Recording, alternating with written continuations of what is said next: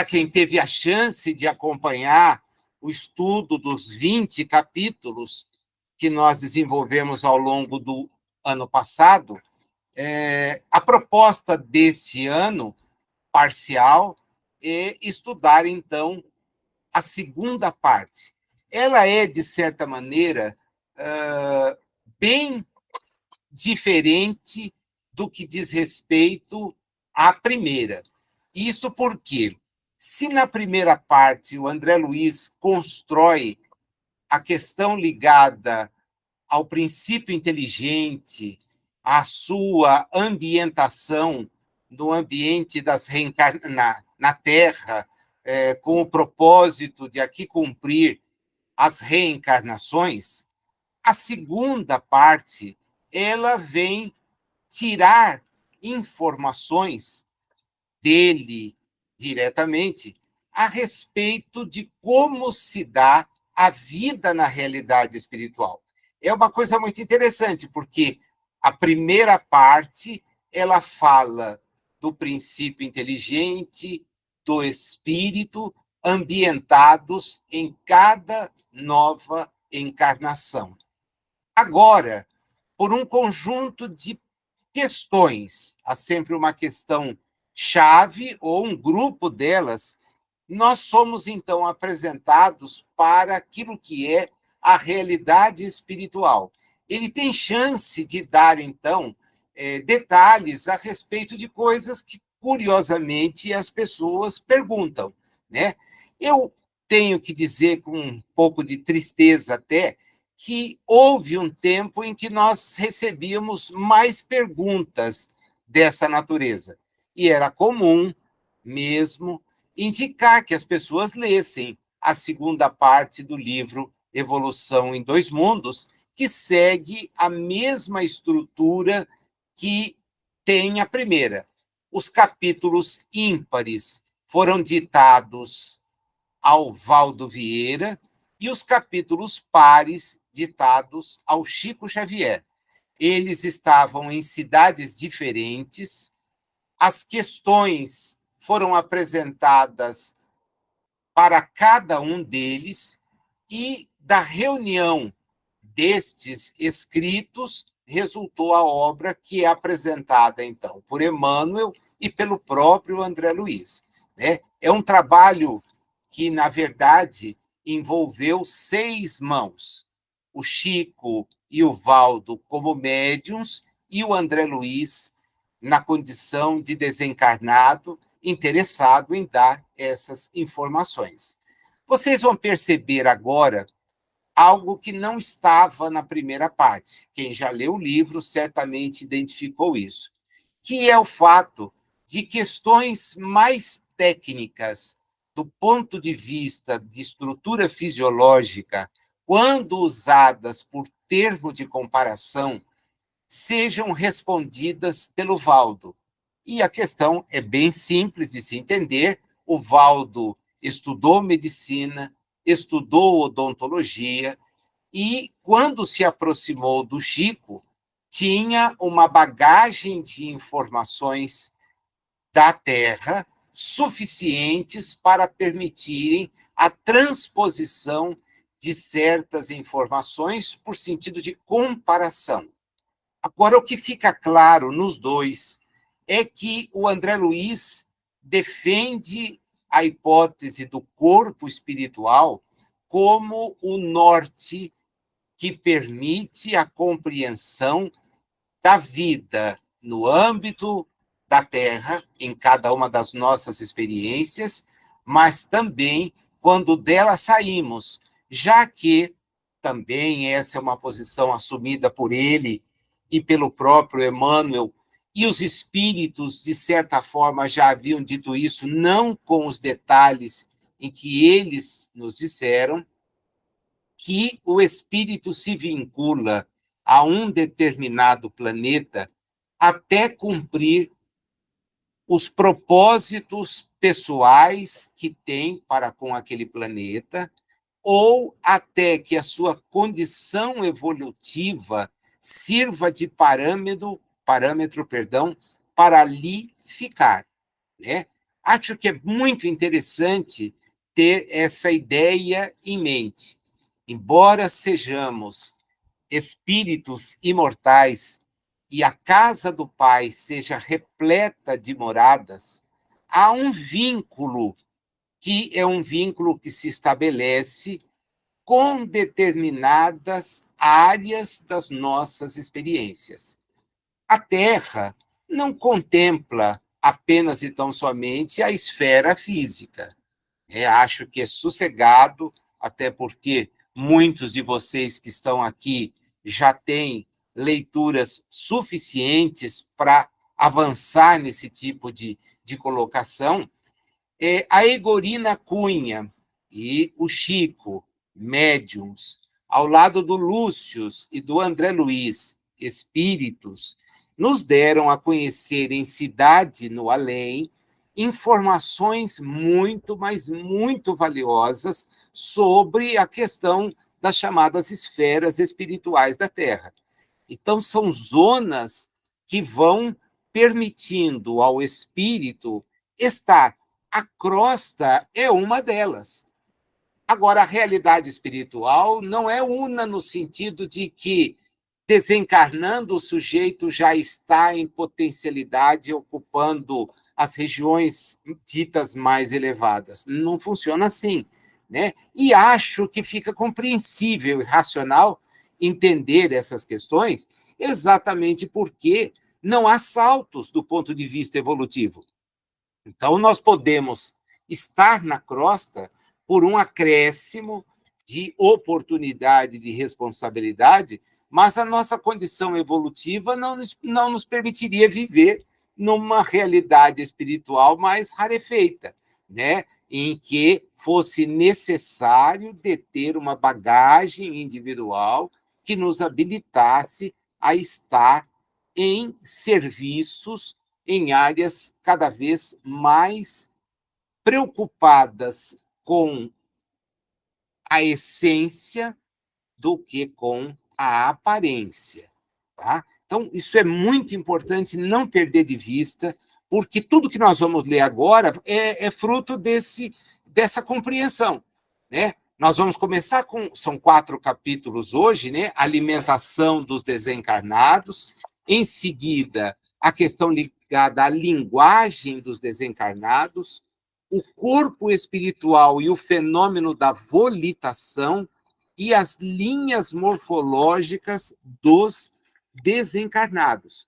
Então, são curiosidades, são perguntas, em alguns deles, dos capítulos, mais de uma, em que a gente é chamado a prestar atenção naquilo que está ali. Olha, como é que se dá tal fenômeno? E ele, então, por comparação, vai nos ilustrando.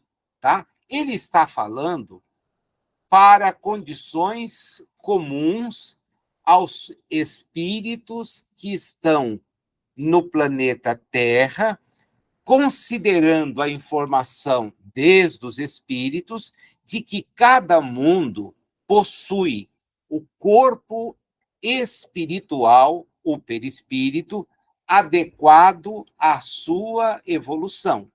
Né? Evidentemente, fosse a Terra um mundo feliz, e não é, fosse um mundo celeste, e não é, as condições que o perispírito encontraria seriam diferentes das condições que o perispírito encontra aqui e que são também diferentes das condições que o espírito encontra nos chamados mundos primitivos. Tá? Então, nós vamos tendo, assim, uma noção muito clara a respeito dessa estrutura que é o elo de ligação entre a matéria, que é a mesma em todo o universo que nós observamos. Bom, essa é uma informação também tranquila hoje. Há 20, 30 anos atrás ela não existia, hoje é sossegado. Todo laboratório que faz análise a respeito de imagens, de física, de química, procedente do espaço, tem hoje com tranquilidade tal informação. A matéria presente na Terra não difere da matéria presente no espaço. Ótimo. Então, o princípio material é o mesmo. A forma como ele se estrutura é objeto de estudo e de consideração aí daqui para frente cada vez mais. Já do ponto de vista espiritual, não há mudança, porque o princípio inteligente e os espíritos são categóricos nisso. Ele começa na estrutura atômica e encerra a sua trajetória na máxima perfectibilidade. Aqui, nesse encerra a trajetória, é simplesmente uma figura de linguagem, porque não há fim. Todos nós tivemos princípio, e esse princípio é a estrutura atômica do princípio espiritual. É ali que começa. Do átomo, nós todos, os princípios inteligentes, depois assinalados com a consciência e espíritos, iniciamos a nossa trajetória. Em contrapartida, a finalização não vai ser possível, na medida em que Deus, que está fora desse conjunto, é a máxima perfeição e é o Criador. A sua compreensão, para a qual nos falta um sentido, entendendo isso, né? Como a gente já discutiu tantas vezes, não há razão para que a gente entenda isso agora, né? Não tem porquê, mas se a gente usar uma linguagem que nos chegou, e se essa linguagem for correta, né? Se quem anotou isso fez essa anotação com segurança, Jesus afirmou ser, em relação ao Pai, um, isto é, guardar para com Deus, para com o Pai, uma sintonia tal de exata compreensão. É o motivo pelo qual ele nos mandou chamá-lo de Pai e nos disse ser criador de tudo.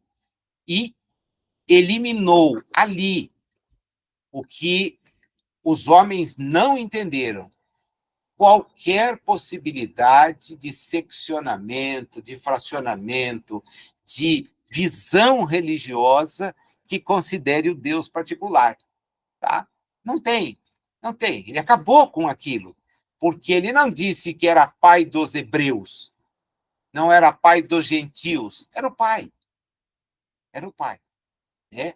O que facilitou a mensagem para os hebreus num primeiro momento foi o fato dele ter estado na Galileia, ter percorrido todas aquelas regiões próximas até chegar a Jerusalém e encontrar naquelas pessoas com as quais ele tinha uma afinidade de falar, de conviver, etc., pessoas aptas a poderem entender aquilo que ele trazia naquele instante, mas já avisados de que não teriam condições de entender o alcance de muito do que lhe seria falado e que precisariam de muito mais para compreender. Saulo vem depois e vem da realidade espiritual já sabendo aquilo que iria fazer. É secundado por Abigail e Estevão desencarnado, ela encarnada, depois por Estevão diretamente, para que o seu contato, que já não era o contato com os homens do caminho, porque havia diferenças entre eles de suspeita, etc., fosse uma difusão já da mensagem de Jesus por outros pontos, de outras formas, com outra amplitude. Então, aquela mensagem que poderia ter morrido, ela ganhou vida, se expandiu. Porém, nada daquilo tudo foi compreendido. Como a gente constata, e justamente foi por onde eu comecei agora, o que nos é dado a conhecer ainda não é dominado, não tem essa capacidade de compreensão. A prova disso é Jesus ser venerado como se fosse Deus. E já daí há um equívoco fenomenal, mas é fenomenal. E é esse tipo de trava que impede que uma informação como essa de André Luiz possa chegar. Porque o sujeito fala, não, mas não é possível. E esse é o problema. Nós temos uma trava. Tá? Ela vai ser removida, Nazil, quando nós a removermos. Não será removida de fora para dentro. O espírito precisará de jornadas e mais jornadas para compreender tal situação. Tá? Então vamos conhecer como é que é a vida lá, porque a primeira pergunta que dirige André Luiz, no capítulo 1º da segunda parte, é como é que se alimentam os desencarnados. Essa era uma curiosidade realmente muito forte, porque em nosso lar ele fala a respeito disso. Ele, quando é recolhido para a cidade, que vai para o hospital, ele recebe lá um prato daquilo que ele chamou uma sopa, uma canja, alguma coisa similar, era um caldo, e que ele diz tinha as características. Então, peraí, como é que o desencarnado se alimenta? Primeiro, precisa se alimentar. E ele vem dizer para nós que as coisas não são da forma como nós imaginamos. Elas guardam parecência em razão da baixa evolução do espírito. Porém, o processo não é similar ao processo que nós temos aqui.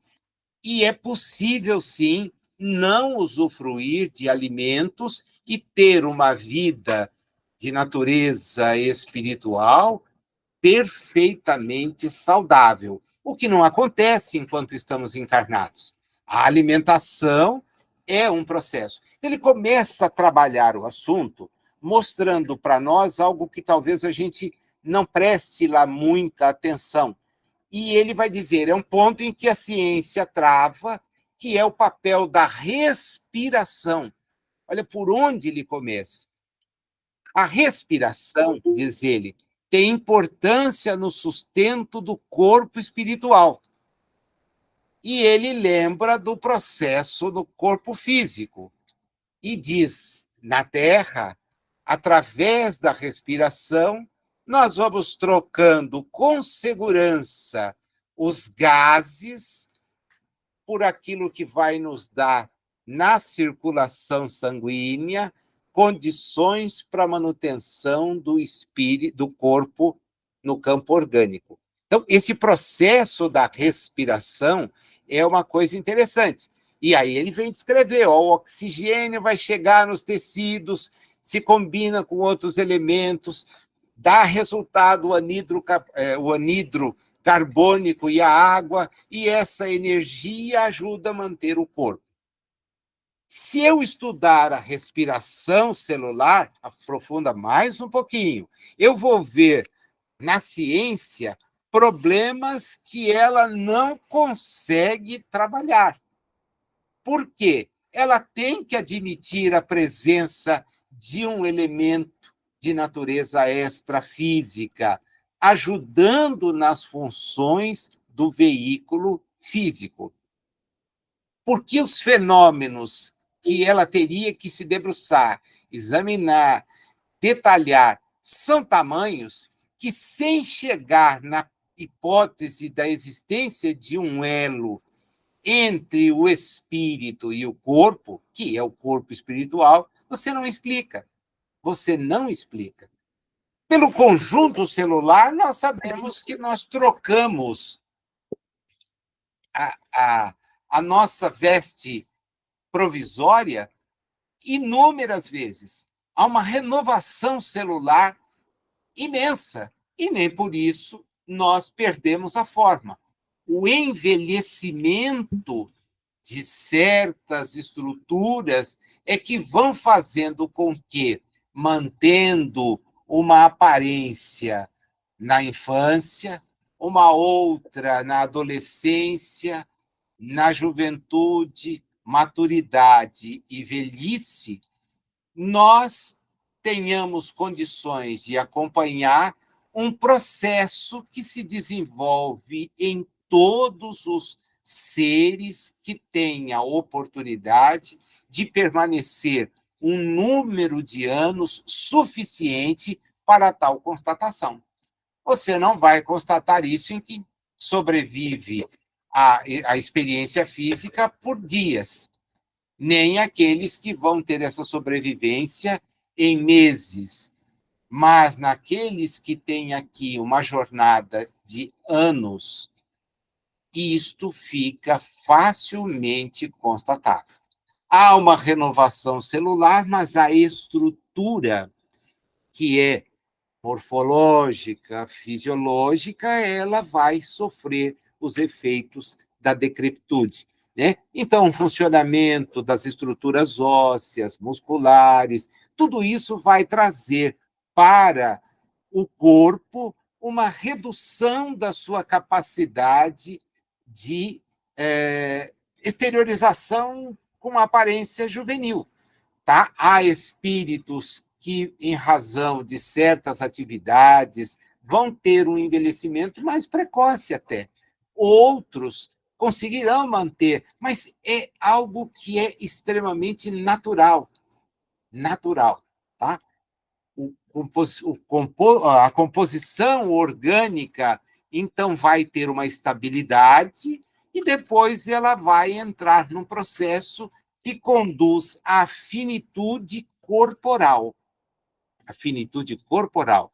As funções se manterão as mesmas, salvo pela presença das moléstias que vão, eventualmente, pela sua própria estruturação, trazer ao organismo privações. Mas é uma coisa assim que se equilibra, o sujeito está ali. Enquanto espíritos, não. Enquanto espíritos, nós permaneceremos íntegros nessa estrutura. Tá? Vamos estar aqui com pouca capacidade de interlocução na infância, né? Vamos ter dificuldades para a questão da compreensão de idiomas, precisaremos estudar, assimilação de palavras, etc, etc, etc. Não todos, porém, para muitos, sim. E depois, na questão ligada à nossa convivência, etc., essa permanência vai, às vezes, possibilitar o resgate de experiências outras que tivemos e que estão conosco. Né? Na questão do corpo que trazemos lá do estudo do livro No Mundo Maior, nós trazemos a integralidade daquelas experiências todas que tivemos. Umas estão, para nossa felicidade, no porão. As demais, de relação, nós mantemos agora, mas somos o tempo todo impulsionados a buscar o sótão da casa, né? A buscar a parte superior, onde nós, então, vamos cada vez mais nos ligar às questões espirituais. O André Luiz faz questão de informar isso agora. Tá? Logo em seguida, ele diz para a gente o seguinte, ó, a ciência terrena não desconhece que o metabolismo, essa troca, guarda a tendência de manter-se em estabilidade constante, tanto assim que, reconhecidamente, a despesa de oxigênio e o teor de glicemia em jejum revelam quase nenhuma diferença de dia para dia. Há uma estrutura que funciona com normalidade, salvo nas hipóteses em que nós adoecemos. É que o corpo espiritual, comandando o corpo físico, sana espontaneamente quando harmonizado em suas próprias funções. Todos os desequilíbrios acidentais nos processos metabólicos, presidindo as reações do campo nutritivo comum. Puxa, então o meu estômago, olha, nem precisa avançar muito. Toda a nossa estrutura corporal age a partir de comandos de uma realidade extracorporal. Extracorporal. Tá? É ela que dá à normalidade. Não é por acaso que, então, os espíritos afirmam que o desequilíbrio espiritual provoca desequilíbrio orgânico. Há reconhecidamente moléstias orgânicas? Ninguém precisa ficar em dúvida, porque elas existem sim. Sim. Entretanto, a maneira de recepcioná-las, a maneira de encará-las, vai fazer com que o nosso espírito enfrente essa adversidade corporal momentânea com um ou outro desejo. E os nossos pensamentos, que revelam o espírito que somos, eles têm a possibilidade de desequilibrar, eventualmente, a harmonia existente na estrutura orgânica dos nossos corpos. Então, esta simbiose, essa junção é profunda demais, profunda demais. Ele informa isso porque, a partir daí, ele vai ter que mudar o assunto, porque ele vai, então, dar agora a resposta que a gente está pedindo, né? Como é que se alimenta? Olha, abandonado o envoltório físico na desencarnação, se o psicossoma, o corpo, está profundamente arraigado às sensações terrestres, sobrevém ao espírito a necessidade inquietante de prosseguir atrelado ao mundo biológico que lhe é familiar. E quando não a supera ao preço do próprio esforço, no que se chama autorreajustamento, provoca os fenômenos da simbiose psíquica que o levam a conviver temporariamente no halo vital daqueles encarnados com os quais se afine, quando não promove a obsessão espetacular.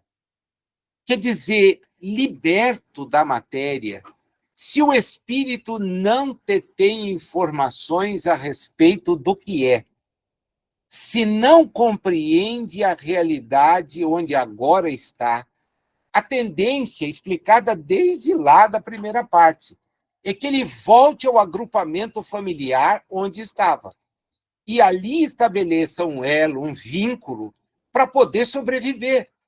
Porque, percebam, a ideia disseminada no mundo ocidental é a de que você morre, descansa, aguardando o julgamento. Essa é a ideia. A ela se opôs uma segunda ideia, que é a do aniquilamento total. Então, percebam vocês como são duas coisas diametralmente opostas. Para os que não acreditam na existência de um elemento extrafísico, comumente chamado de alma, e nós sabemos o equívoco disso, introdução do Livro dos Espíritos. Mas a palavra está lá, alma. As almas descansam. Vá ao cemitério, percorra todos os túmulos de quem você conhece, e eu duvido que não encontre na maioria deles a expressão descanse em paz. É uma regra, porque o sujeito tem o condicionamento religioso desta informação. Descanse, porque virá o julgamento, virá o dia do juízo. E lá, sim, sua alma vai ser chamada, contas serão ajustadas, etc, etc, etc. Do outro lado, a ausência de parâmetro para identificação de qualquer elemento que não seja teológico, porque a ideia de que a alma existe surge teologicamente. Então, eu não tenho parâmetro. Eu disseco o cadáver e não encontro nada. É a mesma coisa. Bom, vem a ideia do não existe nada. Acabou. Então, esses dois parâmetros são os parâmetros que orientam as pessoas. Elas saem da existência. No Ocidente, eu estou fazendo essa referência por dificuldade da gente abranger coisas de culturas orientais com as quais nós não temos informações mais detalhadas, a chinesa, a japonesa e outras próximas, porque faltam detalhes. Não vou falar isso em relação ao Oriente Médio, porque as noções presentes no Alcorão, etc., são noções muito próximas do raciocínio daquilo que vem em relação ao Ocidente. Né? Nós não podemos perder isso de vista para não correr o risco de botar na mesma gaiola todos os passarinhos. O fato é que são essas duas as informações predominantes. Ele acresce, a partir da informação que os espíritos nos trouxeram em O Livro dos Espíritos, o detalhamento, ele faz o detalhamento de como é que é. Então, o espírito, no princípio perdido, volta ao grupo familiar. Agora, ele pode voltar ao grupo familiar enquanto não se adapta para poder obter essa orientação, se é que ele existirá, mas ele pode voltar em processo que leva ao que ele chama uma espetacular obsessão. Porque o sujeito passa a querer viver usando o veículo físico de outro que não é o próprio. E quem já fez atendimento de processo obsessivo sabe daquilo que ele está falando. Sabe daquilo que ele está falando. Não é, às vezes, por espírito de vingança. Pode ser. Diálogo com as Sombras, Hermínio Miranda. Mas pode ser mesmo por necessidade. Evolução em 2 mundos, primeira parte. Eu volto para o abrigo. Na maioria das vezes, os desencarnados em crise dessa ordem são conduzidos pelos agentes da bondade divina aos centros de reeducação do plano espiritual, onde encontram alimentação semelhante à da terra, porém fluídica, recebendo-a em porções adequadas até que se adaptem aos sistemas de sustentação da esfera superior, em cujos círculos a tomada de substância é tanto menor e tanto mais leve quanto maior se evidencia o enobrecimento da alma, porquanto, pela difusão cutânea, pela pele, o corpo espiritual, por meio de sua extrema porosidade em matéria quintessenciada, nutre-se de produtos utilizados ou sínteses quimio-eletromagnéticas que estão no reservatório da natureza, por intermédio de intercâmbio com raios vitalizantes e reconstituintes do amor com que os seres se sustentam entre si. Percebam que é toda uma informação que surge nova para nós a respeito da possibilidade dessa sobrevivência além túmulo.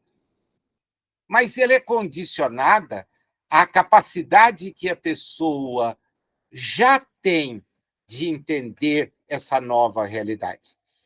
Espíritos ambientados, como aqueles que ele encontrou lá em nosso lar, não estavam preocupados com a refeição que ele buscou. Ele tem a refeição na casa da dona Laura, na companhia de todos aqueles espíritos, como um processo de congraçamento. Mas ele era um espírito recém-chegado e na casa de dona Laura haviam espíritos recém-chegados e completamente chegados há mais tempo, mas completamente desambientados. Então, é uma maneira de dar ali a confraternização, a gente percebe eles muito mais preocupados com a música, com a troca de ideias, quando essa reunião se dá. Só que, às vezes que ele está lá, ele relata. Eu ainda estava buscando. E ele traz informações assim em vários capítulos, o que faz com que parcela de estudiosos espíritas rejeite aquelas informações existentes em nosso lar, sob o argumento singelo de que a vida espiritual parece tão material como a vida na Terra.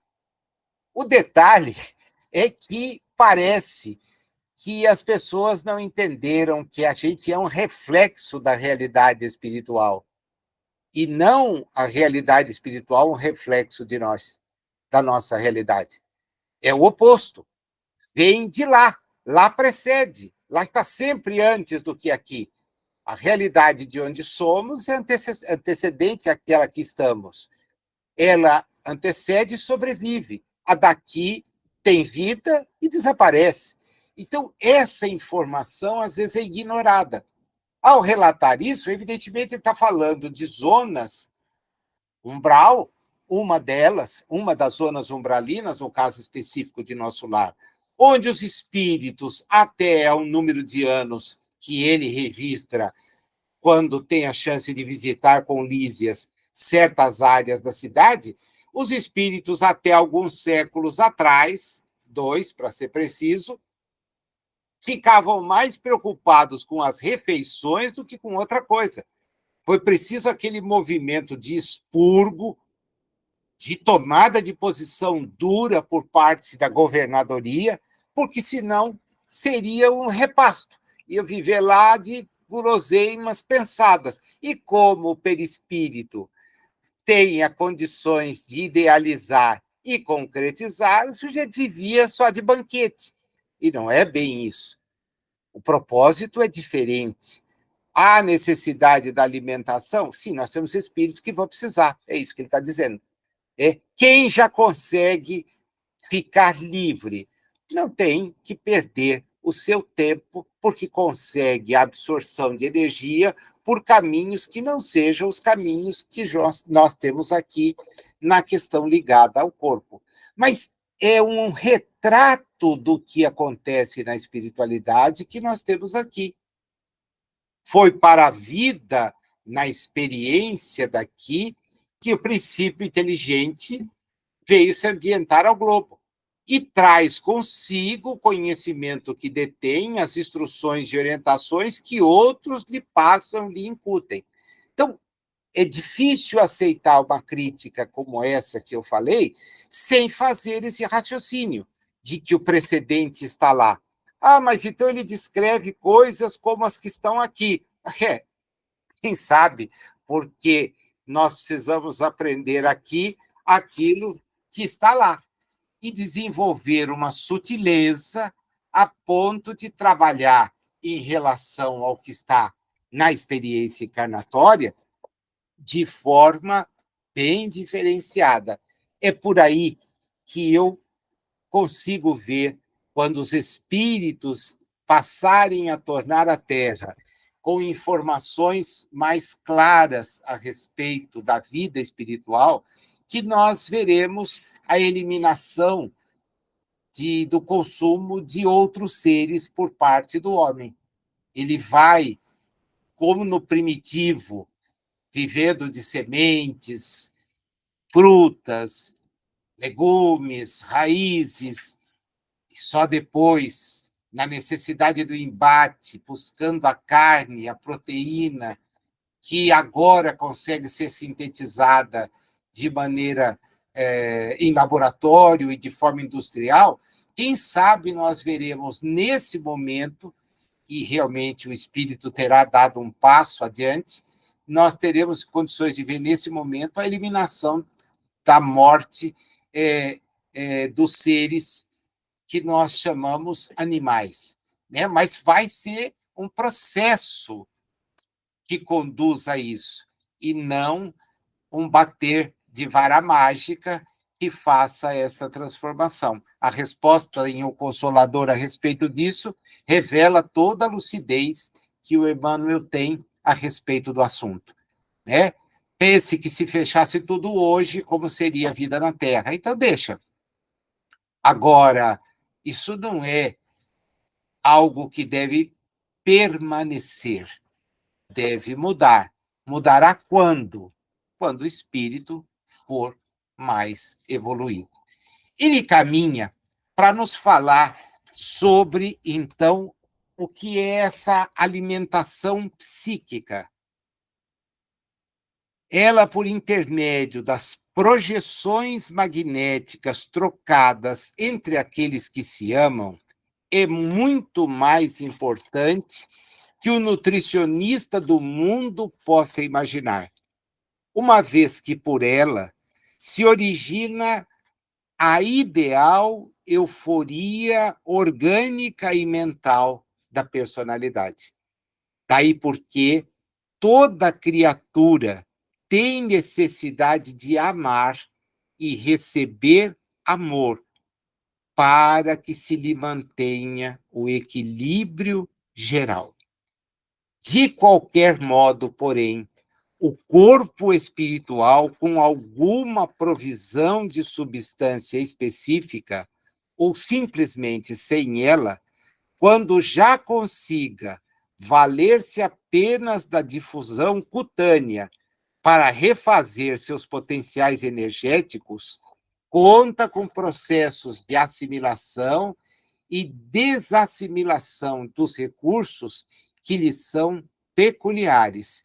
Não precisa da exudação, né? Não precisa usar a forma como nós temos no corpo físico para nos vermos livres daquilo que não vai ser aproveitado pelos nossos organismos. É uma visão completamente inovadora. Então, ao invés de satisfazer a curiosidade pura e simples, né? Como é que se alimenta? Vou dizer o cardápio, porque já fui perguntado sobre isso. Como é que será que é a alimentação na realidade espiritual? O sujeito tem acesso aos produtos que nós temos? Bobagem, bobagem. Acho que em regiões de densidade talvez até mais fortes do que a densidade da crosta, a alimentação seja a lembrança primitiva, porém, que lembre a primitiva. Porém, o destino dos nossos espíritos é a máxima perfectibilidade. Então, ele experimentou esse processo na o seu retorno à colônia, naquela oportunidade dos primeiros capítulos do livro Nosso Lar, e ele, então, foi apresentando informações que agora ficam, na minha opinião, assim, bem elucidadas. O segundo capítulo trata da linguagem, né? Como se caracteriza a linguagem entre os espíritos? Incontestavelmente, a linguagem do espírito é, acima de tudo, a imagem que exterioriza de si próprio. Isso ocorre mesmo no plano físico, em que alguém, sabendo refletir-se, necessitará poucas palavras para definir a largueza de seus planos e sentimentos, acomodando-se à síntese que lhe angaria maior cabedal de tempo e influência. Diz que tem círculos espirituais em planos de grande sublimação em que os desencarnados, sustentando consigo mais elevados recursos de riqueza interior pela cultura que têm e pela grandeza moral de que são detentores, eles plasmam as próprias ideias e são quadros vivos que lhes confirmam a mensagem ou o ensinamento, seja em silêncio, seja com a despesa mínima do suprimento verbal, em livres circuitos mentais de arte e beleza, tanto quanto muitas inteligências infelizes, treinadas na ciência da reflexão, conseguem formar telas aflitivas em circuitos mentais fechados e obsessivos, sobre as mentes que magneticamente jugulam. Olha o poder de síntese de uma frase. A questão toda está naquilo que o sujeito pensa, idealiza. Para o espírito superior, essa idealização é capaz de promulgar, de avançar em influência fenomenal, tanto quanto a ideia inferior é capaz de conduzir a esse processo de subjugação, de controle sobre outras mentes. Então, ele diz olha, os espíritos, valendo-se dessa situação, vão retratar, isso vai ser possível identificar a qualidade evolutiva que eles já conseguiram alcançar, sem necessidade de que eu os ouça. Evidentemente que, ao ouvi-los, posso obter deles informações esclarecedoras. Eu não sei se vocês se recordam, não vou evocar aqui nenhuma passagem em particular, mas queria evocar várias delas, em que ele é levado a ambientes que são ambientes onde se preparará o trabalho que ele vai desenvolver a partir de uma viagem, de um determinado estágio, etc.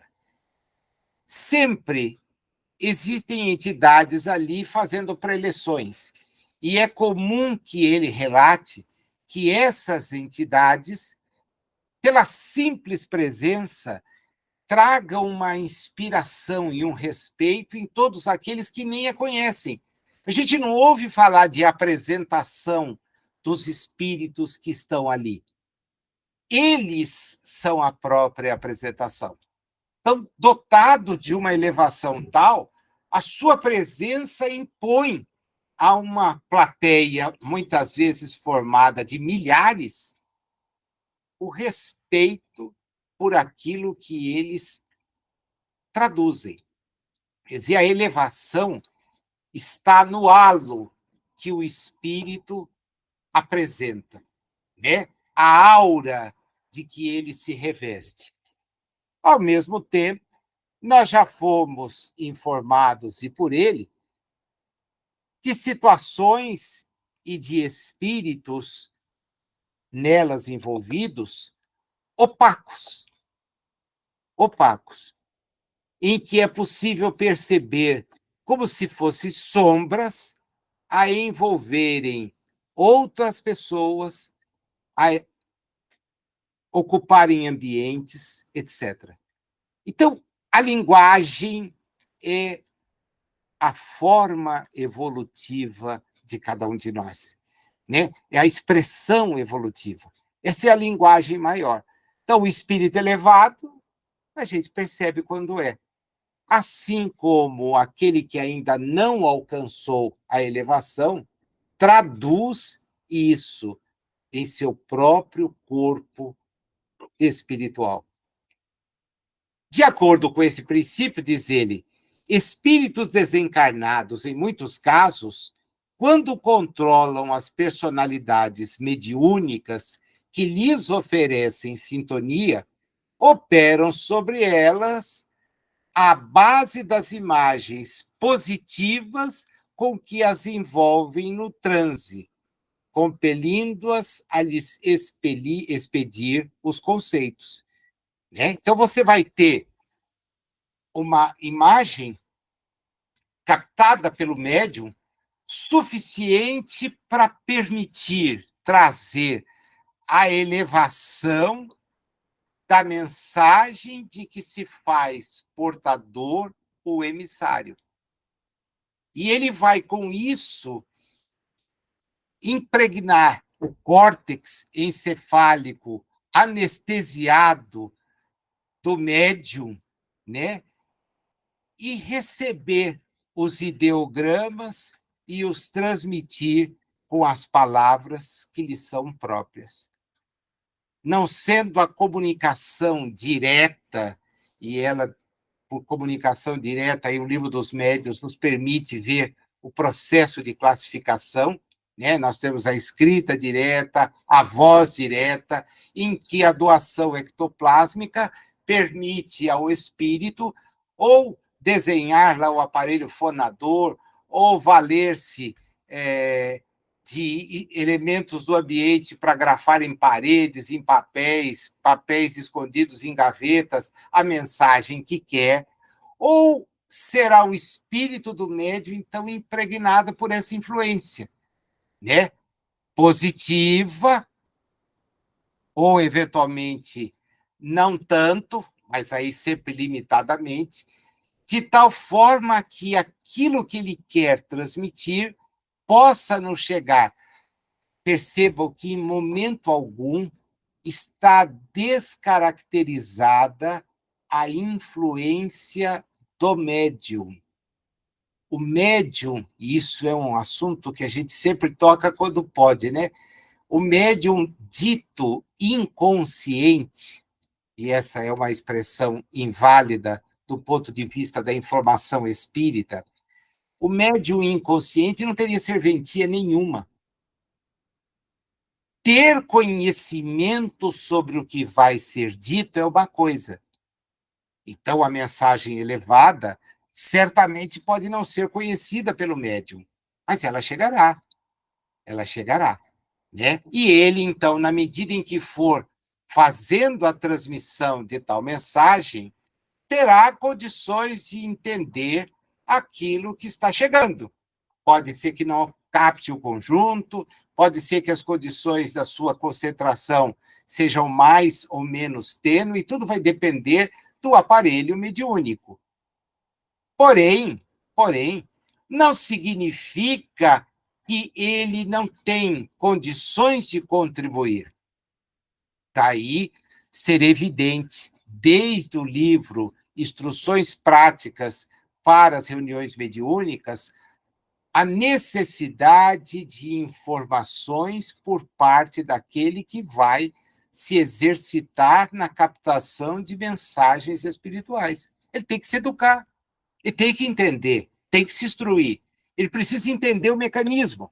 É aquela comparação simples que Allan Kardec faz. Você não leva alguém para participar de uma atividade de natureza médica complexa, uma cirurgia, sem ter conhecimento para participar daquilo. Então, se você não busca o conhecimento, o seu exercício mediúnico será rudimentar, será aquela coisa sem muito contribuir, nem para com você mesmo, e muito menos para com a espiritualidade.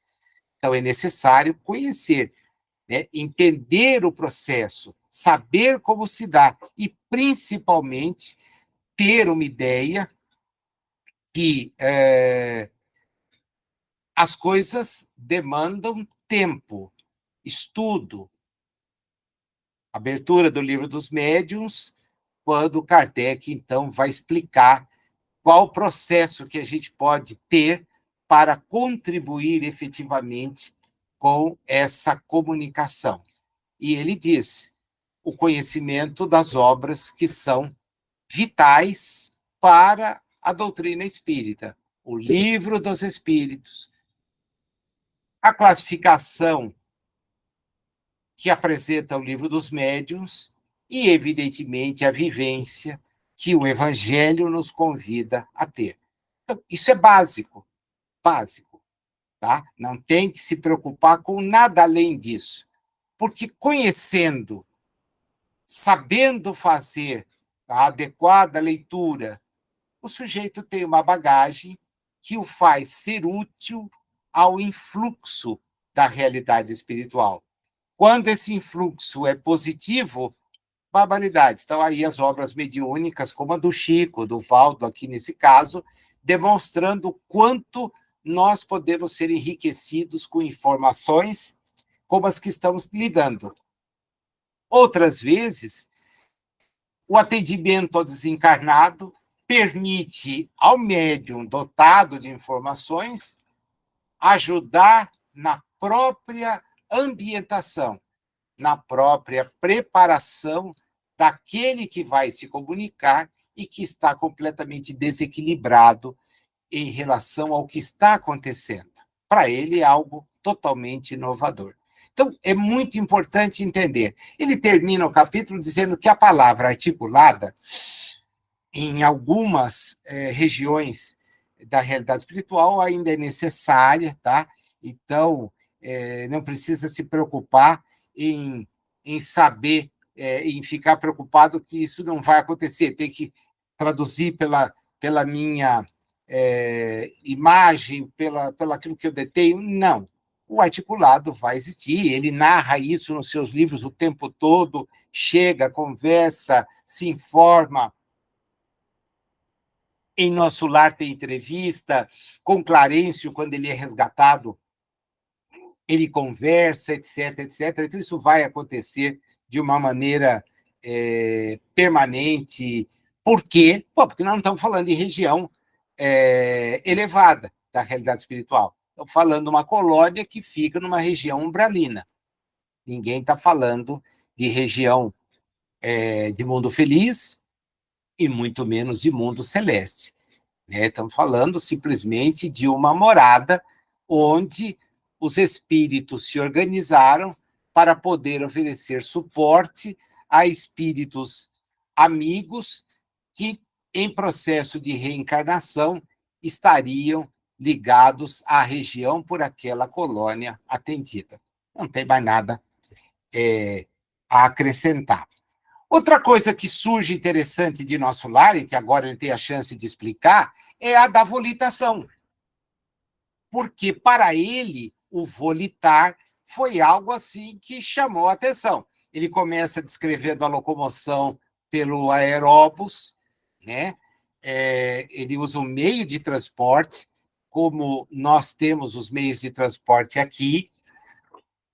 Depois, quando ele tem a oportunidade de cumprir tarefas, e o Mensageiros é o livro que primeiro apresenta isso, embora em Nosso Lar haja uma certa indução de que o processo foi utilizado, quando ele volta para ver a Zélia e os filhos, e depois, quando ele vai em busca de Narcisa e retorna, a volitação é um meio. Né? Então, a pergunta é, você pode explicar para nós isso?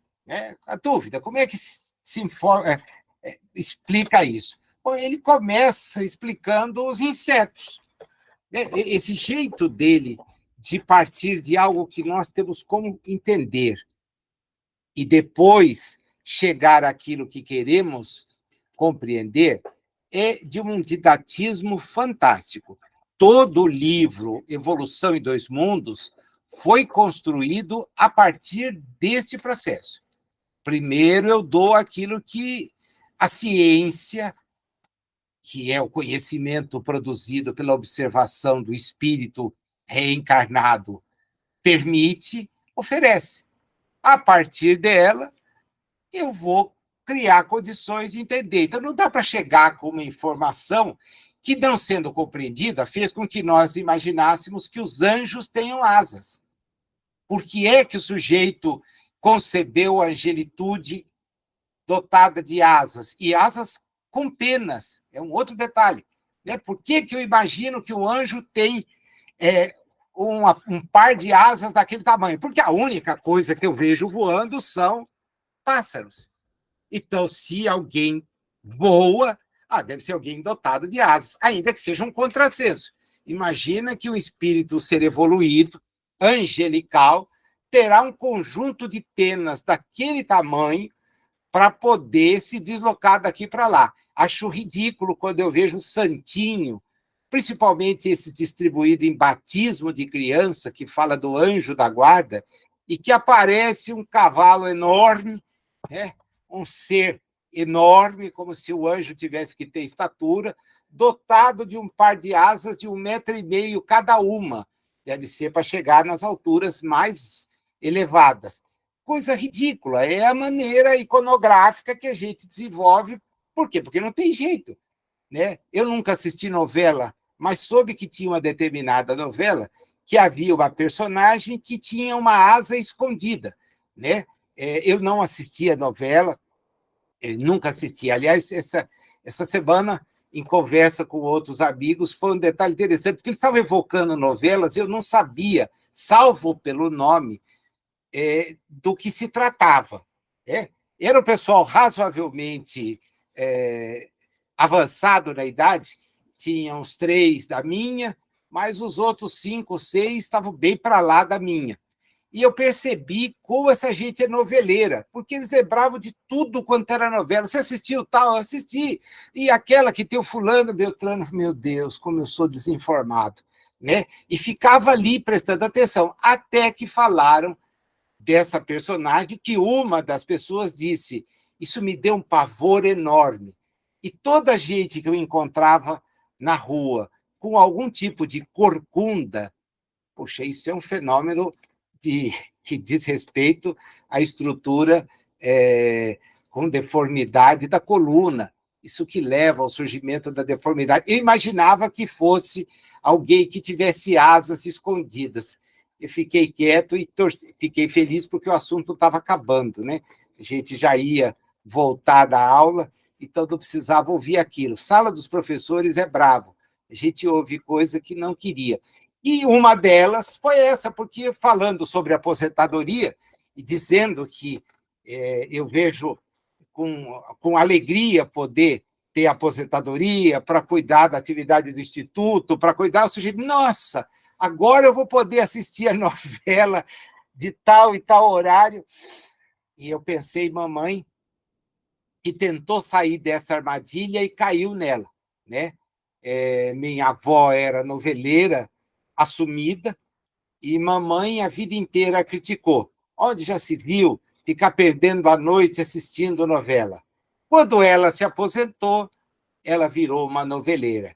E pior, uma esportista daquelas fanáticas. Né? Não havia TV a cabo nos primeiros anos da aposentadoria dela, pelo menos não era acessível para nós a assinatura da TV, e ela, então, ficava na madrugada vendo transmissão de jogo, de seleção, etc. Adorava, né? Não tinha sono. E aqui eu pensando, né? Eu nunca consegui ver TV, né? Mas o conhecimento que nos chega através desse tipo de informação permite, então, a gente eliminar essas visões que são icônicas, iconográficas. O anjo não precisa. Ele começa no inseto justamente disso. Aí ele vai, no terceiro parágrafo, dizer para nós: assim também, após a transfiguração ocorrida na morte, a individualidade ressurge com naturais alterações na massa muscular e no sistema digestivo, mas sem maiores inovações na constituição geral, munindo-se de aquisições diferentes para o novo campo de equilíbrio a que se transfere, com possibilidades de condução e movimento efetivamente não sonhados, já que o pensamento contínuo e a atração, nessas circunstâncias, não mais encontram certas resistências que o corpo físico tem. Ao homem comum, na encarnação, não é fácil a articulação de uma ideia segura com respeito às condições de seu próprio corpo espiritual além do túmulo, porque a mente, no plano físico, está inteiramente condicionada ao trabalho específico que lhe compete realizar.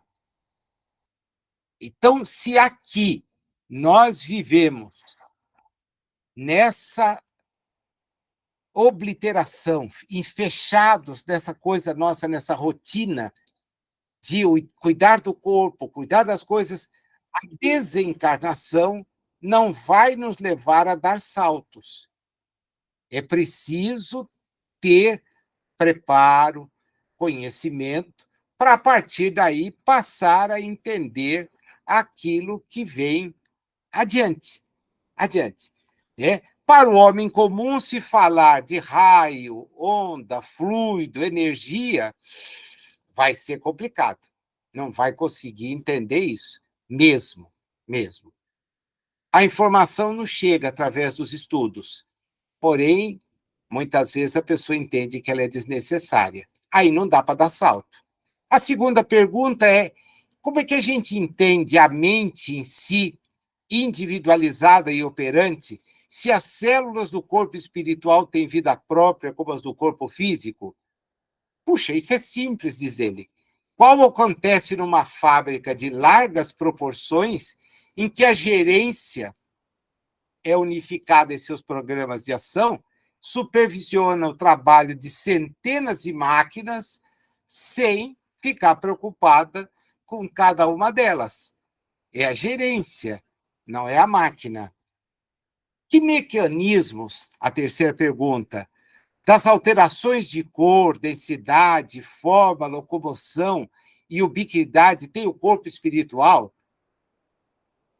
Ele diz o seguinte: embora você tenha me feito uma pergunta bem feita, eu precisaria dispor na Terra de noções sobre a mecânica do pensamento.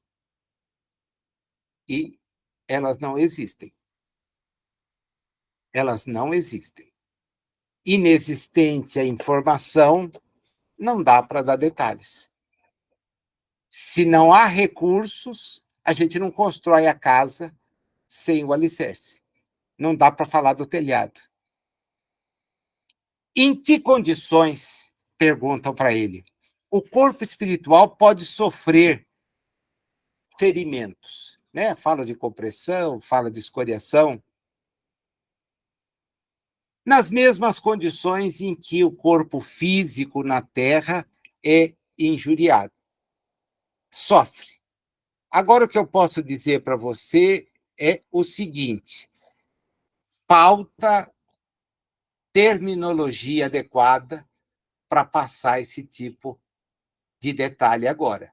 Isto é, não vou conseguir falar. Como eu não consegui falar para vocês sobre como trabalhar cor, como trabalhar locomoção, ubiquidade, do ponto de vista espiritual, porque falta noção do ponto de vista da Terra. Qual é a ordem de formação dos centros vitais pelo princípio inteligente no seu corpo espiritual? Lembram lá dos centros vitais, né? Ele diz que começa nas células sob a orientação das inteligências superiores. Então, o corpo, os centros vitais, são orientados na estrutura celular pelas inteligências superiores. Porém, não tenho informação suficiente para dizer o que começou primeiro. Se é o coronariano, se é o genésico, não tem, não tem. Como é que se processa essa exteriorização dos centros vitais? Se eu olhar o conhecimento magnético, diz ele, e a sublimação espiritual, todos os que estudarem chegarão por si próprios a entender isto, levando em conta a regressão da memória e a exteriorização da sensibilidade. Então, será possível entender isso num processo de reunir informações sobre magnetismo e, ao mesmo tempo, deter recursos espirituais avançados. Sem esses dois processos, não. Então, a gente vai ver muita fantasia, que não traduz exatamente o que a pergunta quer saber. Qual a importância que o baço e o centro esplênico têm, considerando que o baço pode ser tirado sem maiores prejuízos à continuação da existência do encarnado? Essa é uma dúvida que deve ter sido procedente de algum médico. E ele faz esse tipo de pergunta para dizer para ele, bom, tem ligação? Está lá, no centro esplênico, o baço aparece. É órgão que o integra. Mas aí eu tiro o baço, como é que fica? Tirar o baço da expressão física, diz ele, não significa que ele seja anulado no corpo espiritual. E que a sua interligação a outras fontes de formação sanguínea no sistema hematológico sofra solução de continuidade, tá? Presta atenção que a gente tem um belo intercâmbio mente-corpo, mente-corpo. Então, a perda do ponto de vista do fisiológico não vai trazer grandes problemas, considerando o conjunto que é o corpo espiritual. Como é que a gente vai compreender os centros vitais nos ovoides?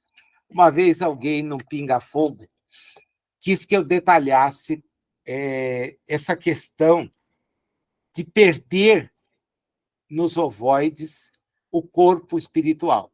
E a primeira coisa que ficou claro, pelo menos que eu tive que deixar claro, que em nenhum momento diz que o sujeito perde o corpo espiritual. Ele tem um processo de ovoidização, mas não tem dito que ele perde. Não há essa informação em nenhum. Olha, eu voltei, sabe? Na hora eu respondi com firmeza e segurança. Depois você vai voltando para casa, será que eu passei por isso e perdi?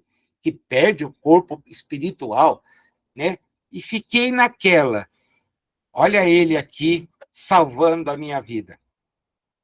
Entendereis facilmente a posição dos centros vitais do corpo espiritual restritos na ovoidização, apesar de não ter elementos terminológicos que a exprimam. Pensa na semente, que tem tudo para ser a árvore de amanhã. Então, aquilo que o sujeito imagina desaparecer sofre apenas um processo de obliteração. E está ali, naquela calota que lembra um ovo, tem mais ou menos o tamanho de um cérebro, tudo da mesma forma estabelecido. Por quê? Porque essa é uma conquista que veio com o princípio inteligente. A ovoidização é um processo de monoideísmo a que se sujeita o espírito comprometido. Ponto final. Mas ele não vai voltar a ser princípio inteligente. E se houvesse retornado, ele manteria aquilo que no princípio inteligente está presente. Então, percebam como é fácil compreender. Ele talvez tenha, nesse processo, perdido a exteriorização daquilo que seria o seu corpo enquanto um homem, mas pelo monoideísmo a que foi sujeitado, pela ideia, as ideias que manteve. O processo de recapitulação vai fazer com que aqueles que são os centros organizadores do seu corpo perispiritual voltem a ocupar dentro da estrutura corporal, considerando o homem na Terra, tá legal? Não vamos. E também, podendo estender só um pouquinho, os espíritos dizem que a forma humana é a forma com que os espíritos se apresentam nas casas, nas moradas do Pai. Então, não precisamos ter nenhum tipo de dúvida de que este processo que sofre o constrangimento voltada à normalidade vai estar ali. O último capítulo dos 4 de hoje é uma pergunta só, né? E que tenta obter dele a informação de que como seriam as linhas morfológicas das entidades desencarnadas. Que traços apresentaria o espírito, né? Ele vai dar uma explicação, gente, que linha por linha é de uma riqueza imensa, imensa. Eu tenho tempo, mas talvez não para explorar todas as linhas. Entretanto, algumas coisas que tenho que parar e mostrar, para não correr o risco de fazer perder a riqueza da informação. Primeira coisa, a gente apresenta na realidade espiritual o que levou do mundo, né? Trabalhando numa evolução constante para melhorar a nossa própria apresentação. Então, começa daí. A gente apresenta o que levou do mundo. A forma individual em si, segundo o parágrafo, obedece ao reflexo mental dominante, notadamente no que se reporta ao sexo, mantendo-se a criatura com os distintivos psicossomáticos do homem ou de mulher, segundo a vida íntima, pela qual se mostra com qualidades espirituais acentuadamente ativas ou passivas. Fácil observar, assim, que a desencarnação libera todos os espíritos de feição masculina ou feminina que estejam na reencarnação em condição inversiva. Olha, interessante, o espírito com predominância masculina tendo um corpo que assume caracteres femininos. E o inverso, atendendo a uma aprovação necessária ou a tarefa específica. Com isso, ele então informa que os nossos espíritos, embora tenham predominância de experiências em determinada área, como homens ou como mulheres, podemos estar na reencarnação ou nos submetendo a uma aprovação necessária, ou tendo que cumprir uma tarefa para a qual aquilo não pôde ser feito. Isso porque, ao voltar, diz ele, a mente se exterioriza no veículo espiritual com a admirável precisão de controle daquele que é esse veículo. Então, ela volta. Ainda assim, diz ele, releva observar que se o progresso mental não é positivamente acentuado, mantém a personalidade desencarnada nos planos inferiores por tempo indefinível a plástica que lhe era própria entre os homens. Nos planos relativamente superiores, há uma metamorfose, né? Mais lenta ou mais rápida, de acordo com a própria disposição íntima. Se a alma saída do corpo foi transferida para a moradia espiritual muito velha, gastará algum tempo para desfazer-se desses sinais de ancianidade. E aqui talvez uma tristeza, né? A gente vai aparecer lá não rejuvenescido, vai aparecer tal como desencarnou, né? Agora, vai demandar algum tempo para voltar a aparecer jovem. E na hipótese de haver partido da Terra jovem, deverá igualmente esperar algum tempo se quiser mostrar traços de madureza, perdão. Cabe considerar, diz ele, que isso ocorre apenas com os espíritos, aliás, em maioria esmagadora, que ainda não dispõem de aperfeiçoamento moral e intelectual. Porque quanto mais avançado for o espírito, maior poder plástico ele vai ter. E aí vai poder realmente aparecer, como dizia o Raul na sua brincadeira, como Paulo Zulu, né? Falou, é a aparência que eu quero trazer das reuniões mediúnicas. Com isso, ele anunciava ter uma elevação tal que já podia chegar ali transformado. E a plateia gargalhava a plena vapor, porque imagina ele contando isso. Ele diz que, às vezes, esse processo, agora André Luiz, demora muito. Temos também, nas sociedades respeitáveis da espiritualidade, companheiros que, depois de estágios depurativos, se elevam até elas porque tiveram intercessão ou merecimentos próprios e trazem consigo algumas marcas deprimentes, como mutilações, inibições ou moléstias, que são visíveis na psicosfera que os envolve. Há também os que trazem sinais distintivos menos dignos, que são remanescentes de circuitos mentais dos remorsos que padeceram e que trazem, em certas zonas do corpo espiritual, sinais que demonstram ou evidenciam a necessidade de que elas ainda precisarão de outros períodos de reeducação e refazimento para vir às reencarnações e tentar redimir-se dos problemas que têm.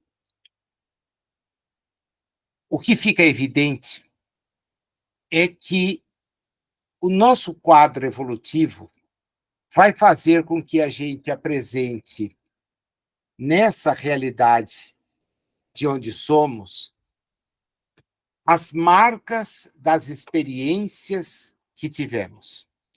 Algumas fortes o suficientes para não nos abandonarem de imediato. Permanecerão. Veja que ele fala em regiões que não são as imediatas à desencarnação.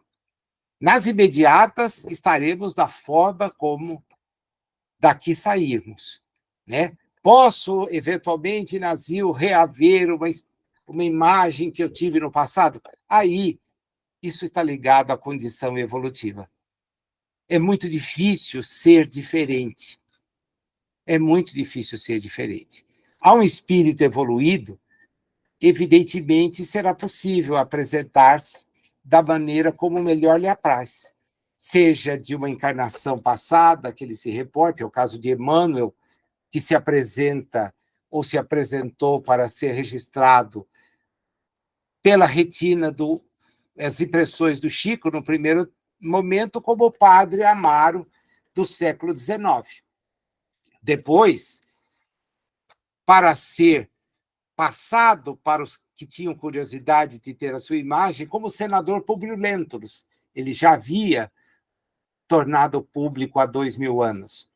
Então, ele faz aquela imagem do Publio Lentulus, do senador romano, ser captada pelo Chico e pelo pintor que fez o retrato. Mas é uma entidade com grau evolutivo tal que lhe permita esse tipo de movimento, né? Nenhum de nós duvida disso. Curiosamente, André Luiz, quando aparece e permite ser identificado, faz com que o espírito seja imediatamente reconhecido por Valdo Vieira, que diz, espera aí, mas é o professor Carlos Chagas. Ele havia sido aluno do Carlos Chagas. E ele repete isso até a sua desencarnação. Embora muitos tenham apontado André Luiz como outros espíritos, ele não tem dúvida alguma. E o Chico reconhece Humberto de Campos exatamente porque viu ali, naquele senhor que o procurava, o mesmo escritor que no Rio de Janeiro teve o seu retrato, as suas fotos publicadas em jornais que chegaram em Minas. Ele sabia de quem se tratava. Era Humberto de Campos. Né? Então, vejam vocês, a chegada, nós retratamos aquilo que acabamos de deixar. Depois, a reambientação espiritual vai permitir que a gente possa, estando com uma imagem envelhecida, ter uma imagem mais moderna, mais nova, mais aparência mais juvenil. E o inverso também, tendo desencarnado em idade juvenil, mais tarde ambientar-se a uma imagem que traduz aquilo que nós gostaríamos fosse a tradução da condição do nosso espírito, que pode ser de maior madureza, né? A realidade é que a condição evolutiva é que vai permitir que a gente faça essa exteriorização, ok?